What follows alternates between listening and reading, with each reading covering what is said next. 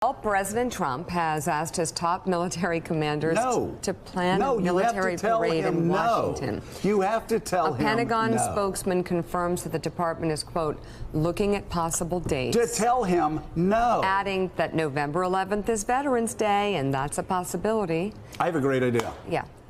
Why don't we get, and I'm dead serious, why don't we get Vietnam vets, some Korean vets, get vets from the wars to march, those that have already been to war, perhaps those who are still carrying the scars of those wars.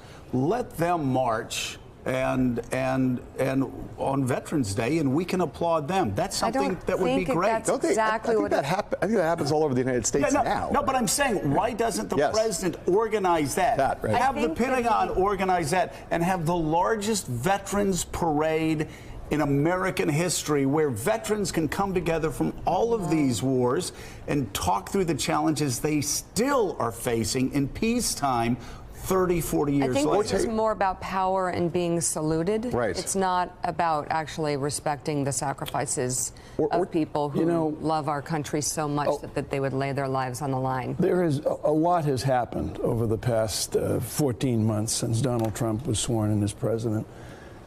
This is the saddest thing really to my mind. I mean, we have been at war for 17 years. We have had nearly 2 decades of sacrifice and sorrow, borne by less than 1% of the American public.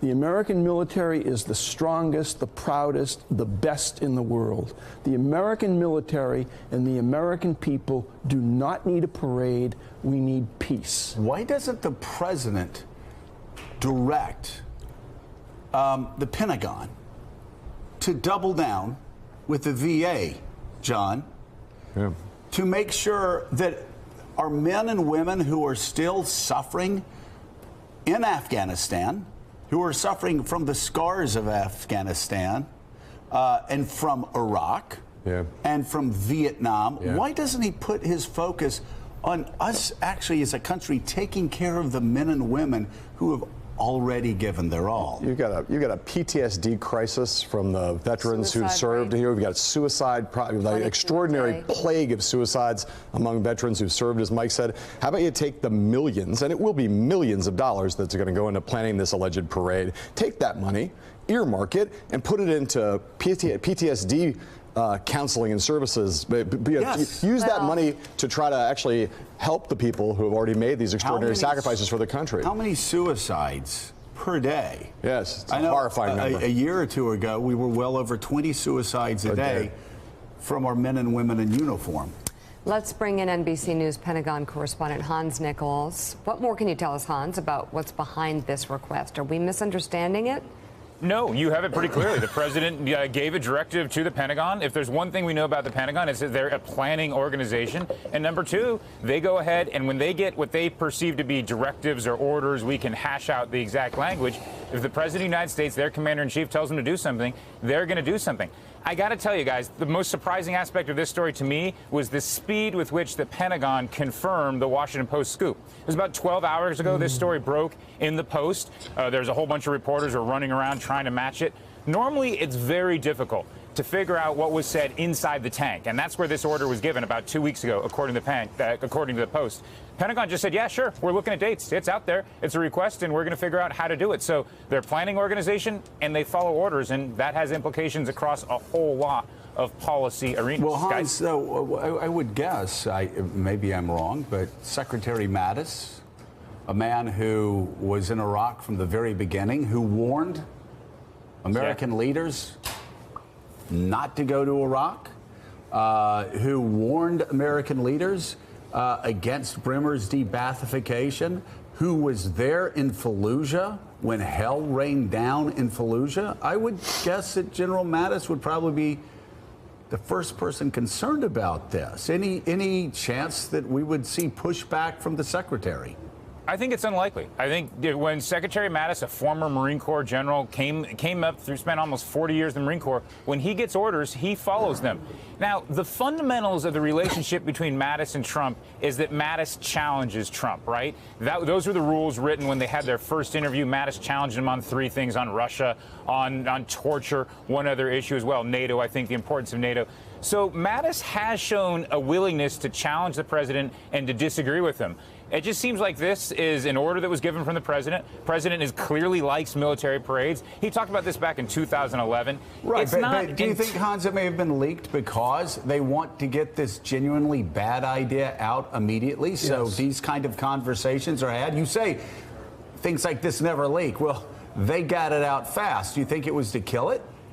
My reading of the Pentagon on this is that they don't think it's a bad idea. And it doesn't seem like the White House thinks like it's a bad idea. They think this is celebrating the troops, celebrating America's military might. You remember how impressed President Trump was when he saw that Bastille Day extravaganza when he was in France. It was 2 hours. He's talked about this mess. It's not entirely unprecedented. In 1991, there's a Gulf War parade. Maybe he should move to France if he likes what they do in France better than here. Yeah, you know, I don't know how if he'd order 1 or 2 baguettes, right? That's the trick when you're living in France. Just always say 2 baguettes because you can't ever remember when it's or une. He would eat them with a fork and knife and white gloves. You know, but if you've seen how he eats pizza, the president eats pizza. Oh, I've seen it. God, Yeah. NBC's Hans Nichols. Hey, Hans, thank as you. always. I've seen how Hans eats pizza too, and it's not pretty. You know, he doesn't use straight to the mouth. Nichols says he's a thug. So, yeah. So A government shutdown and a military Duffy. parade. Yeah, Michael Duffy. Doesn't seem like a good mix. How fascinating! Of all the people that you talk about in the President's Club, Ike and his open suspicions about the military that he served in all of his life. Of course, the famous warning at the end of the presidency about the military-industrial complex. This seems like, of all the presidents you have studied, the one that knew of the horrors of war the most. Dwight Eisenhower would think this was an absolutely horrific, un-American idea. Yeah, I think he'd say it was over the top and ill-timed. But asking around the Pentagon yesterday, I can tell you that it is quickly confirmed. Hans is right.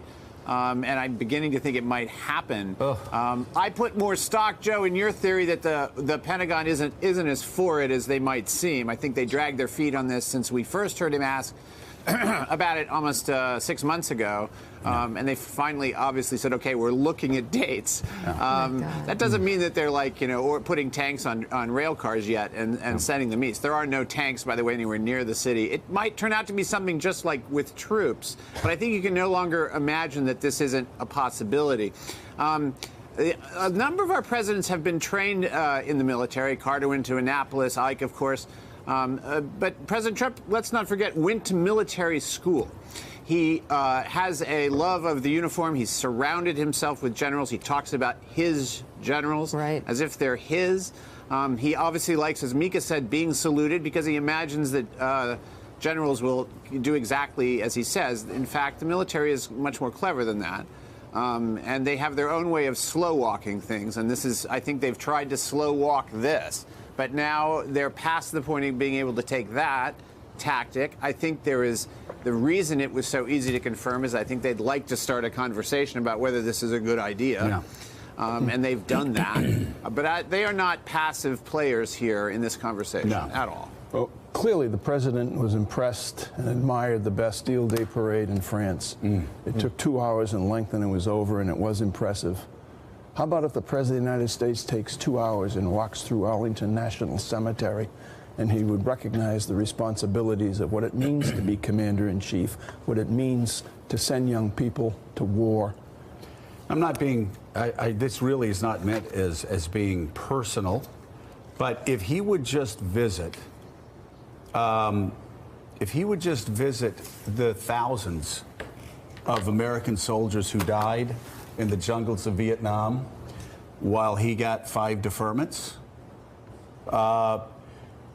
even if he would lay a wreath at the in Arlington, the graves of, I think, 20 to 25 American soldiers who died the week that he was graduating from college. I think Americans actually would be far more moved by that than a showy parade that is un-American, that is the sort of thing that autocrats usually do, and that we just don't have a tradition of doing in this country. 50 years ago this week, the Marines were in Hue. Yeah. Yeah, I mean, you can go back 50 years, and Tet was 50 years ago last week. And yeah, now, and he was, in college. 5 deferments. I don't think he Five deferments. And, even Ike was even suspicious of generals that wore all the medals. What did he call it? Fruit salad? Yeah. He had one. Didn't need to show anything else. He was understated. The man that helped save Europe and Western civilization, who drove the Nazis back across Europe. Donald Trump, I know he doesn't read. And his own chief of staff said that the 10-page Democratic memo was too long for him to read. I guess he circled back and said he'll get him to read it. That somebody should give him an oral history of Dwight Eisenhower. And before he starts talking about military parades. There's got to be a History Channel thing you could watch. Still ahead on Morning The Gorilla Joe. We're We're actually That's a History Channel. kidding. That Gorilla Channel thing may have been the greatest fake meme in internet history. Trump wanted to see the gorilla. I believed it for like about half a minute. Yeah. I was like, more than channel. that. I was like, who knew there was a Gorilla I was Channel? like, where is this Gorilla Channel? I was about to call DirecTV. Yeah, where's that on my dial? I wanna don't check have that the out. Gorilla. God, the parts where just the gorillas are fighting. I tell you, it's so much. This is some reality TV show. If we survive it, and it'll be funny in there is retrospect. still a constitutional republic at the end of all of this, we may look back at it one day and cry. Is that he wants to have a massive military parade in Washington because he was so jealous of the parade that he saw in Paris and just apparently wants, I don't know, missiles, tanks rolling down Pennsylvania Avenue. That's the stupidest thing I've ever heard. And the insult it has to these professional warriors, the most humble people you'll find that understand their job is to defend this nation, and they understand more than anyone else what war brings, and they do not want that. But they don't need to show this forward for whatever the president's ego is trying to do. That is a terrible idea. It's the antithesis of everything this nation stands for as a democracy ruled by civilian government, and it's an insult to the professionalism of the warriors. So I certainly hope that the adults in the room stand up and make the case that that's not who we are as a nation. Those are not props for his personal use, and there's absolutely no justification for the Pentagon spending dollars on that. But we could pay him a little more and save the money.